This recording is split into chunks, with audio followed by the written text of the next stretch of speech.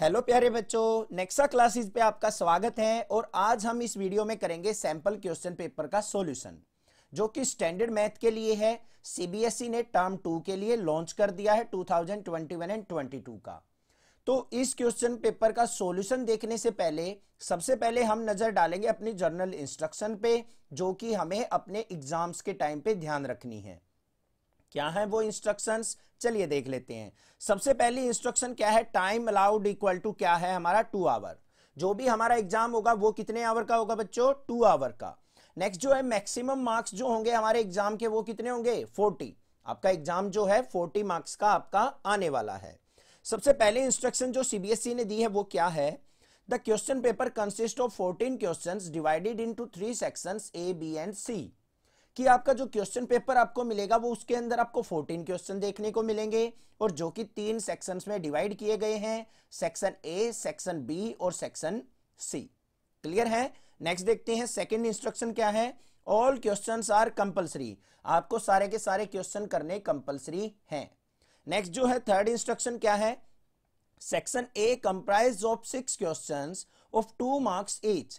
जो section A होगा आपका उसके अंदर आपको 6 क्वेश्चन देखने को मिलेंगे, और हर एक क्वेश्चन की वेटेज जो होगी वो कितने मार्क्स की होगी, 2 मार्क्स की होगी। मतलब 6 × 2, जो सेक्शन ए होगा हमारा वो टोटल 12 मार्क्स का होने वाला है।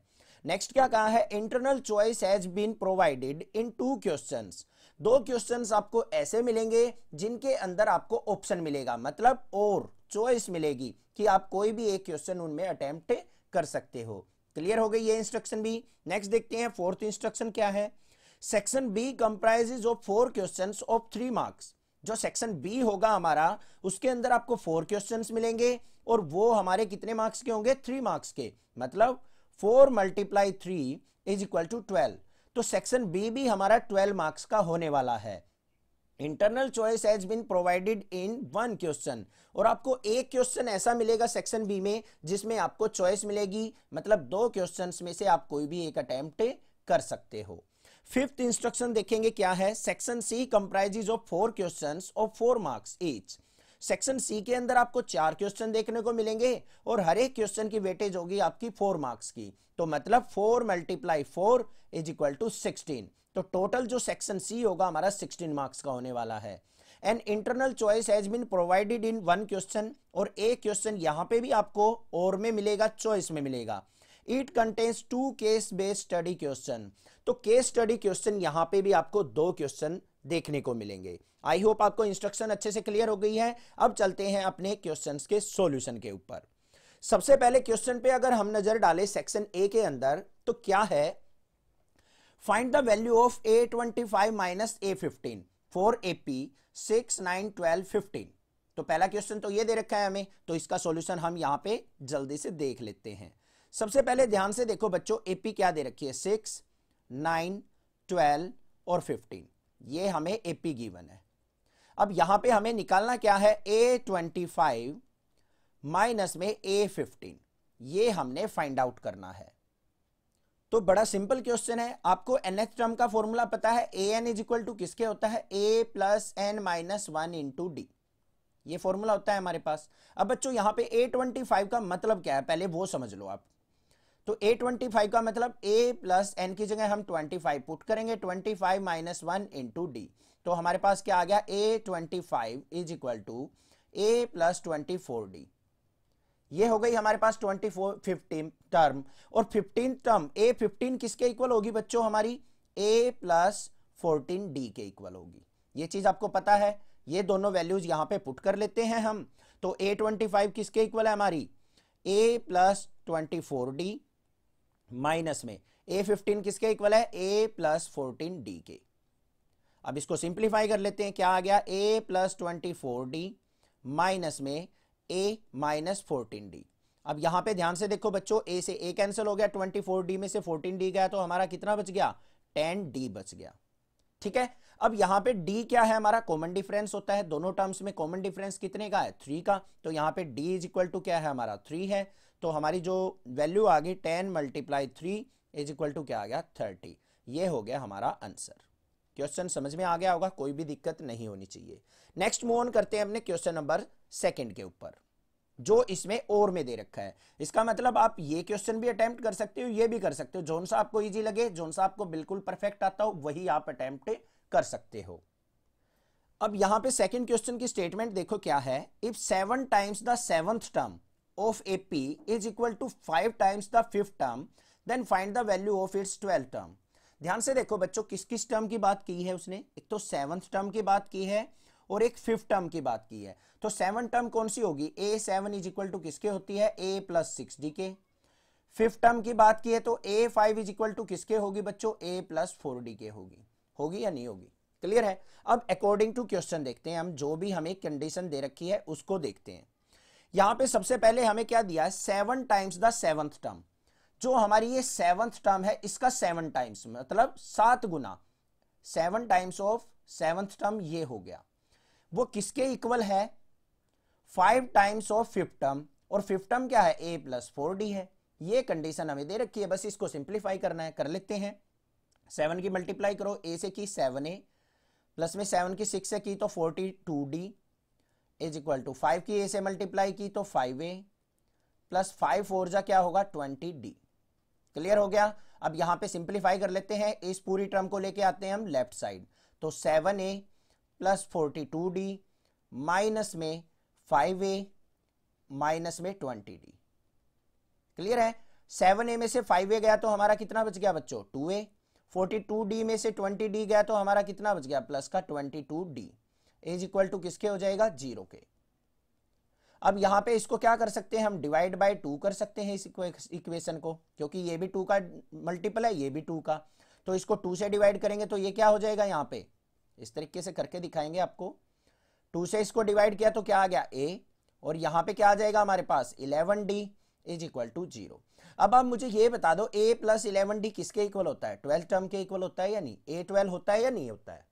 a12 को ऐसे ही तो लिखेंगे a प्लस 11d, तो a12 इज इक्वल टू किसके आ गया, मेरा 0 के इक्वल आ गया। This is the answer. Question समझ में आ गया होगा, कोई भी दिक्कत किसी प्रकार की नहीं होनी चाहिए। नेक्स्ट मूव ऑन करते हैं क्वेश्चन नंबर 2 के ऊपर। क्या क्वेश्चन है यहाँ पे, find the value of m so that the quadratic equation mx into 5x minus 6 equal to 0 has 2 equal roots. ऐसा क्वेश्चन आपको 110% एग्जाम में देखने को मिलेगा। इक्वल रूट्स भी हो सकते हैं और आपके नॉन रियल रूट्स भी हो सकते हैं, इमेजिनरी रूट्स, या फिर और अनइक्वल रूट्स के लिए भी क्वेश्चन आपको देखने को मिल सकता है। तो इस टाइप का क्वेश्चन जरूर करें आप। अगर आप सारे चैप्टर्स देखना चाहते हैं तो लिंक आपको डिस्क्रिप्शन में मिलेगा, आप किसी भी चैप्टर की वीडियो जाके देख सकते हैं। अब यहां पे क्वेश्चन के अंदर देखो हमें क्या गिवन है, हमें एक इक्वेशन दे दी mx इंटू 5x माइनस 6। ये इक्वेशन दे रखी है mx into 5x minus 6 equal to 0। ये हो गई इक्वेशन हमारे पास।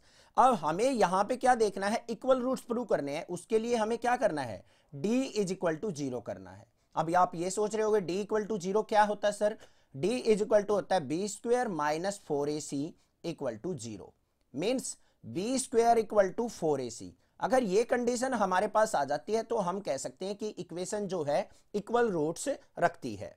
अब इसके लिए हमें क्या करना पड़ेगा, पहले इसको सिंप्लीफाई करना पड़ेगा क्वाड्रेटिक इक्वेशन को। mx की 5x से मल्टीप्लाई करेंगे तो 5mx स्क्वायर, mx की माइनस 6 से करेंगे तो माइनस का 6mx इज इक्वल टू 0। ये हो गई हमारे पास इक्वेशन। अब भाई यहां पे ना एक छोटी सी मिस्टेक दे रखी है सैंपल पेपर के अंदर, यहां पे कोई ना कोई एक कांस्टेंट क्वांटिटी आएगी प्लस या माइनस में, कोई भी आ सकती है यहां पे न्यूमेरिकल वैल्यू। बट हम इसका सॉल्यूशन बता देते हैं कैसे करना है। इसको आप कंपेयर करेंगे स्टैंडर्ड इक्वेशन से, ax square plus bx plus c equal to 0 से। a की वैल्यू क्या है यहां पे हमारे पास 5m, b की वैल्यू क्या है बच्चों माइनस का 6m, और c हमें नहीं गिवन है तो c इक्वल टू क्या हो जाएगा 0 हो जाएगा। अब यहां पे हमें वैल्यू पुट कर देनी है, b स्क्वायर माइनस 4ac में तो माइनस 6m का स्क्वायर माइनस में 4 मल्टीप्लाई a की वैल्यू क्या है 5m मल्टीप्लाई c नहीं गिवन है तो यहां पे 0 पुट होगा। वैसे यहां पे कोई वैल्यू आनी है तो वो वैल्यू आ जाएगी इज इक्वल टू 0। तो यहां पे माइनस 6m का स्क्वायर करेंगे तो क्या हो गया 36m स्क्वायर, और ये माइनस में 0 इज इक्वल टू 0। तो यहां पे 36m square is equal to 0 आ गया, तो m इज इक्वल टू क्या आ जाएगा यहां पे 0 आ गया। वैसे तो इसका सॉल्यूशन ये बनता है, बट यहां पे अगर कोई वैल्यू होती तो यहां पे वैल्यू पुट करके हम m की वैल्यू निकाल लेते। आई होप क्वेश्चन क्लियर हो गया है। नेक्स्ट मूव ऑन करते हैं हमने क्वेश्चन नंबर 3 के ऊपर। इंपॉर्टेंट क्वेश्चन है, ध्यान से समझो क्या है। फ्रॉम ए पॉइंट P, यहां पे क्या कहा है, P पॉइंट से two tangents PA and PB are drawn to the circle. दो टेंजेंट ड्रॉ की गई है, एक PA और एक PB, जिसमें सेंटर का जो सर्कल है उसके पॉइंट्स दे रखे हैं हमें 0, R। OP is equal to 2R है, जो ये OP दे रखा है ये 2R के इक्वल है। देन फाइंड एंगल APB, तो हमें APB ये एंगल फाइंड आउट करना है, ये क्या होगा। What type of triangle is APB, तो APB ट्रायंगल जो है वो किस टाइप की ट्रायंगल है, ये हमने निकालनी है। अब भाई आपको पता है कि जो हमारी जो टेंजेंट होती है वो रेडियस के साथ कितना एंगल बनाती है, 90 डिग्री का एंगल बनाती है। ये एंगल कितना होगा हमारा, 90 डिग्री।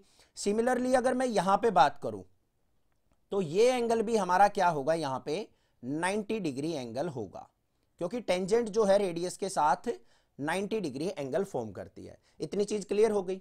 अब इन ट्रायंगल, कौन सी ट्रायंगल, इन ट्रायंगल OAP के अंदर, इसको हम एक बार ड्रॉ कर लेते हैं। यहां पे देखो ध्यान से, ये कुछ इस तरीके की ट्रायंगल हमारी फॉर्म हो रही है। ये हमारा क्या है, 90 डिग्री एंगल है। ये हमारा A पॉइंट है, ये हमारा O पॉइंट है, ये हमारा P पॉइंट है। अब भाई राइट एंगल ट्रायंगल है तो इसके अंदर हम क्या अप्लाई कर सकते हैं, अपनी पाइथागोरस थ्योरम अप्लाई हो सकती है और हमारे ट्राइगोनोमेट्रिक फंक्शन भी यूज हो सकते हैं। ये 90 डिग्री है, इसके सामने ये क्या होगा, हाइपोटेन्यूज होगा। ये हमारा परपेंडिकुलर होगा और ये हमारा क्या होगा, बेस होगा। और ये एंगल मान लेते हैं हम क्या है, हमारा थीटा एंगल। ये हो गया थीटा एंगल। समझ में आ गई इतनी बात। अब इस ट्रायंगल में मैं साइन थीटा देखता हूं, किसके इक्वल होगा, पंडित बद्री प्रसाद हरर बोले, मतलब परपेंडिकुलर बाय हाइपोटेन्यूज। तो sine theta is equal to किसके हो गया बच्चों, यहां पे परपेंडिकुलर किसके इक्वल है, यहां पे ये रहा R के इक्वल, ये तो R डिवाइडेड बाय हाइपोटेन्यूज क्या है, ये वाली वैल्यू 2R, ये हो गया। R से R कैंसल, तो sine theta is equal to किसके आ गया बच्चों, हमारा 1/2। और यहां पे हम क्या लिख सकते हैं, sine theta is equal to 1/2 कितने पे होता है हमारा, साइन 30 पे। तो साइन से साइन कैंसल, तो थीटा इज इक्वल टू क्या आ गया मेरा, 30 डिग्री। तो ये एंगल जो आ गया थीटा 30 डिग्री आ गया। सिमिलरली अगर मैं ट्रायंगल OBP की बात करूं तो ये भी एंगल क्या होगा हमारा, थीटा डिग्री होगा। तो हमारा जो आ गया angle P, angle APB is equal to किसके होगा, ट्वाइस ऑफ थीटा। और angle APB is equal to किसके हो गया बच्चों, 2 × 30 मीन्स 60 डिग्री। ये एंगल आ गया मेरा। क्लियर है, कोई दिक्कत की बात नहीं है यहां पे। अब बात करते हैं, हमें बताना है कि ये ट्रायंगल जो है APB कैसी ट्रायंगल है। ठीक है, अब यहां पे ध्यान से देखो, आपको दिख रहा है ये जो एंगल है, ये एंगल जो मैंने बनाया है, इसको अगर मैं x मान लूं तो ये एंगल जो बच गया ये कितना बच जाएगा मेरा, 90 - x होगा या नहीं होगा, ये बता दो बस, होगा या नहीं होगा। ये एंगल अगर x है तो ये इधर वाला 90 - x होगा, और ये एंगल क्या है हमारा, 90 डिग्री है। तो इन ट्रायंगल, इसको मान लेते हैं कोई पॉइंट D, तो इन ट्रायंगल ADP में तीनों एंगल का सम क्या होगा, 180 डिग्री। तो ये वाला एंगल, जो एंगल A है वो क्या है, 90 - x, प्लस में ये जो एंगल है D पे बना हुआ है ये 90 है, और थीटा हमने कितना निकाला था अपना, ये हमने निकाला था 30 डिग्री। ये चीज क्लियर हो गई। तो इज इक्वल टू किसके होगा, तीनों एंगल का सम 180। तो यहां पे क्या आ गया मेरा, -x, और यहां पे इज इक्वल टू 180 माइनस में 90 90 180 और 30 210। तो -x इज इक्वल टू क्या आ गया हमारा, -30। x से ये माइनस से minus cancel, x is equal to आ गया 30 डिग्री। अब x ये 30 आ गया, तो ये एंगल कितना आ गया बच्चों मेरा, 90 - x मतलब 60 डिग्री। तो ये भी 60 हो गया, ये भी 60 हो गया। अब ये दोनों एंगल 60 हो गए, तीनों एंगल हमारे 60 शो हो गए यहां पे। तो हम कह सकते हैं triangle APB is equilateral, equilateral triangle. ठीक है, यहां पे लिख भी देंगे हम, angle PAB is equal to किसके है, 60 डिग्री के, और एंगल ABPB वो भी किसके इक्वल है, 60 डिग्री। ठीक है, नेक्स्ट देखते हैं क्वेश्चन नंबर 4 क्या है। The curved surface area of right circular cone is 12,320 centimetre square. If the radius of its base is 56 centimetre, then find its height. हमारे पास यहां पे एक कोन दिया है, ये एक राइट सर्कुलर कोन मान लेते हैं हम। इसका कर्व्ड सरफेस एरिया हमें गिवन है, ये इसकी हाइट होती है, ये हो गई हाइट h, और ये हमारी स्लांट हाइट l और ये हो गया रेडियस r। अब यहां पे हमें कर्ड सरफेस एरिया दे रखा है। कर्ड सरफेस एरिया कितना है 12,320 सेंटीमीटर स्क्वायर। रेडियस जो है वो कितना है 56 सेंटीमीटर।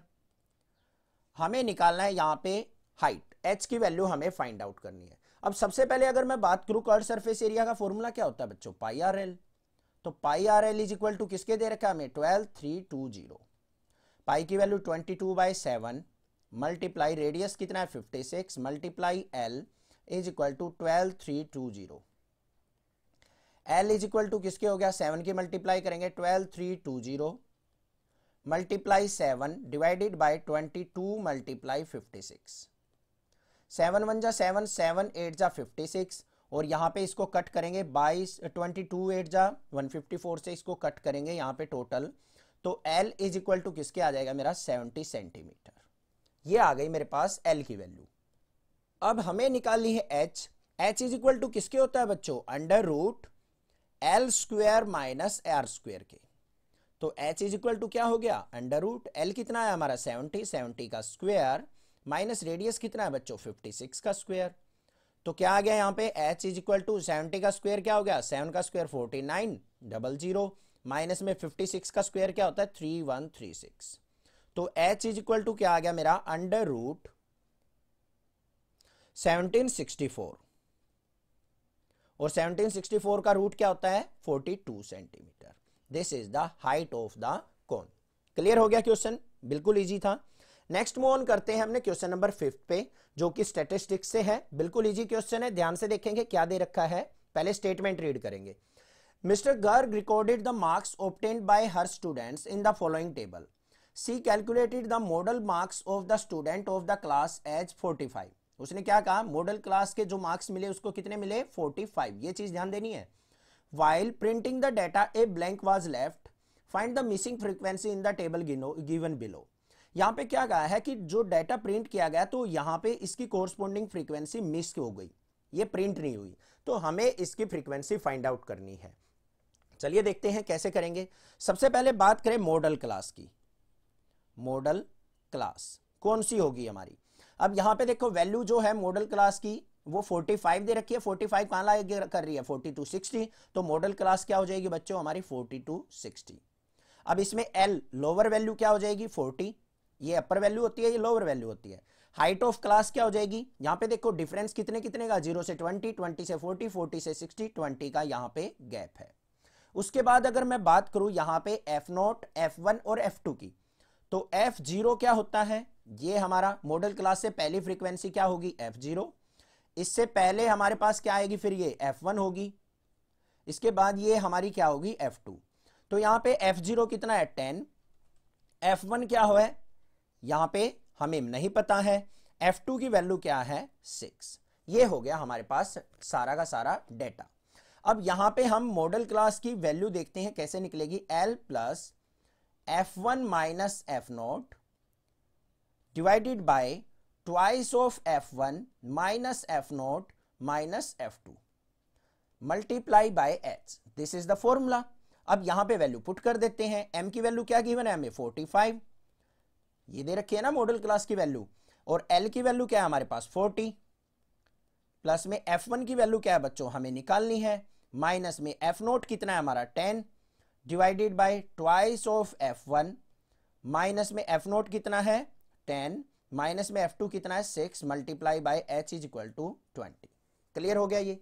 इसको सिंप्लीफाई करते हैं, 40 को लेफ्ट साइड लेके आएंगे, 45 माइनस 40 क्या हो जाएगा 5 is equal to f1 minus 10 upon में ट्वाइस ऑफ f1 माइनस में 16 मल्टीप्लाई 20। ये चीज क्लियर हो गई या नहीं होगी। 5 1 जा 5, 5 4 जा 20। तो यहाँ पे ट्वाइस ऑफ f1 की 1 से मल्टीप्लाई करेंगे तो twice of f1 minus 16 is equal to 4 की मल्टीप्लाई इससे करो 4f1 माइनस में 40। क्लियर हो गया। अब इसको सिंप्लीफाई कर लेते हैं। यहाँ पे ट्वाइस ऑफ f1 को ले जाओ राइट साइड, तो यहाँ पे वैल्यू क्या आ जाएगी, ये हो गया हमारा माइनस का 16 और 40 को लेके आए plus 40 is equal to 4f1 minus में 2f1 माइनस का 2f1 अब यहाँ पे देखो -60 + 40 कितना हो गया हमारा, यहाँ पे 40 में से 16 गया 24 इज इक्वल टू 2f1 और f1 इज इक्वल टू किसके आ जाएगा 24 डिवाइडेड बाई 2। 2 से इसको डिवाइड करेंगे तो कितना आ गया 12। तो ये आ गई मेरे पास missing frequency f1 is equal to 12। Question समझ में आ गया हुआ, कोई भी दिक्कत नहीं है, ठीक है। कोई भी डाउट लगे तो आप मुझे जरूर पूछ सकते हैं।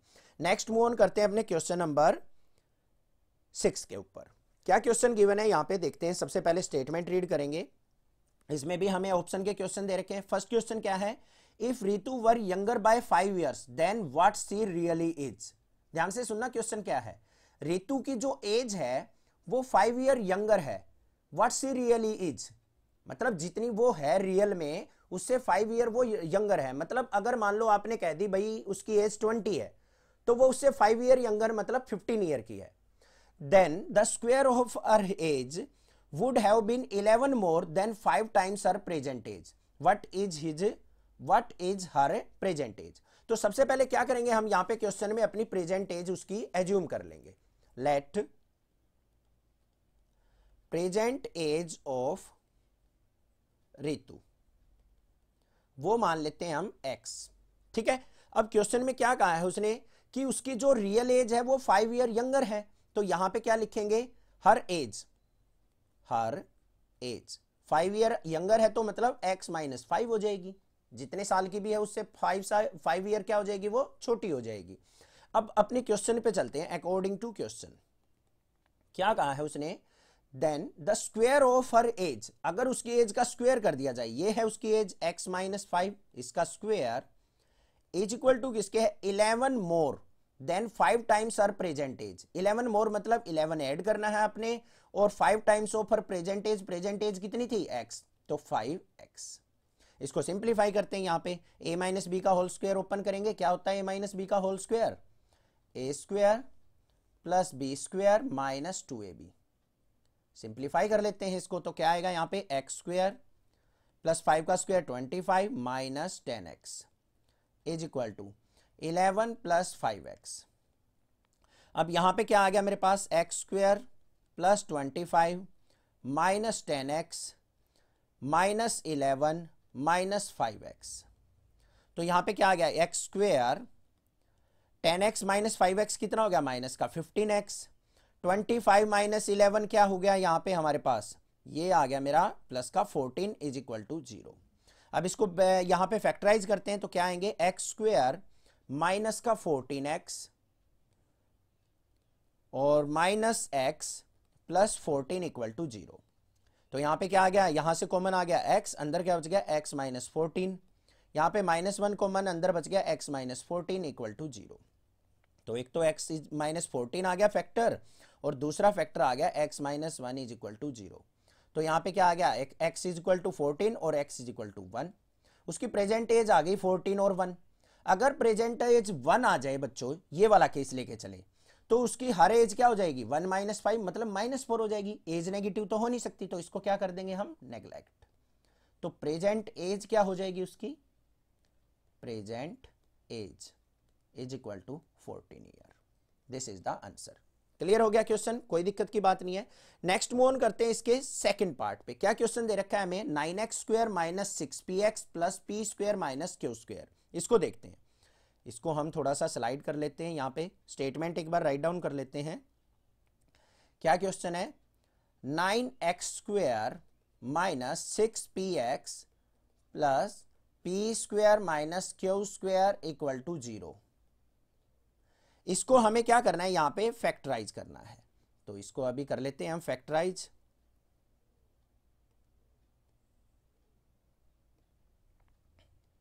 ये इज इक्वल टू 0। अब ध्यान से देखो, इस तरीके की इक्वेशन को आपको कैसे करना है सोल्व आउट। इस तरीके की इक्वेशन पे आपने यूज करना है क्वाड्रेटिक फॉर्मूला, और कुछ भी अप्लाई नहीं करना है। इस पे क्या करो, हम स्टैंडर्ड इक्वेशन से कंपेयर कर लेंगे ax square plus bx plus c से इज इक्वल टू 0। a की वैल्यू क्या है बच्चों 9, b की वैल्यू क्या है माइनस का 6p और c की वैल्यू क्या है p square minus q square. अब हमारे पास क्वाड्रेटिक फॉर्मूला क्या होता है, x is equal to minus B plus minus under root B square minus 4ac divided by 2a। हो गई बात। तो x इज इक्वल टू क्या आ गया माइनस बी, मतलब minus of minus 6b plus minus under root B square minus 4ac, B की value क्या है माइनस का 6b, इसका स्क्वेयर माइनस 4 इंटू ए की वैल्यू क्या है 9 इंटू सी की वैल्यू क्या है p square minus q square divided by 2 into a की वैल्यू क्या है 9। इसको सिंप्लीफाई कर लेते हैं, x इज इक्वल टू क्या आ गया माइनस माइनस प्लस हो गया 6p plus minus under root minus 6p का स्क्वायर करेंगे 36p स्क्वायर, यहां पे क्या हो जाएगा माइनस का 4 9 जा 36, p स्क्वायर से मल्टीप्लाई करेंगे p स्क्वायर और माइनस माइनस की plus 36 Q square divided by 2 9 जा 18। समझ में आ गई बात, क्लियर है, कोई दिक्कत नहीं होनी चाहिए। अब यहां पे देखो x इज इक्वल टू क्या आ गया 6p plus minus under root 36p square से ये कैंसिल, अंदर बच गया 36 Q square divided by 18। Simplify कर लेते हैं, x इज इक्वल टू क्या आ गया 6p plus minus under root 36 का रूट क्या होगा 6, क्यू स्क्वायर का q डिवाइडेड बाय 18। अब यहां पे x इज इक्वल टू क्या आ जाएगा, एक तो 6p प्लस 6q बाय 18, मतलब x is equal to 6 common, अंदर क्या आ गया p प्लस क्यू बाय 18 और 6 3 जा 18, तो x इज इक्वल टू क्या आ गया, एक तो p प्लस क्यू बाय 3 और दूसरा फैक्टर क्या हो जाएगा x is equal to p minus q by 3। एक बार नेगेटिव साइन ले लेंगे, एक बार positive sign, these are the factors. I hope आपको सेक्शन ए अच्छे से क्लियर हो गया होगा, किस टाइप के क्वेश्चन आपको देखने को मिलेंगे। कोई भी डाउट किसी प्रकार का लगे तो आप मुझसे पूछ सकते हैं, अदरवाइज नेक्सा क्लासेस को सब्सक्राइब रखिए, क्योंकि आने वाली नोटिफिकेशन एग्जाम से रिलेटेड नोटिफिकेशन आपको जल्द से जल्द मिलती रहेंगी। क्लास 12 तक का सिलेबस नेक्सा क्लासेस पे अवेलेबल है, तो चैनल को ज्यादा से ज्यादा शेयर कीजिए 6 से लेकर 12 तक के बच्चों में। Thank you students for your love and support for Nexa classes, thanks.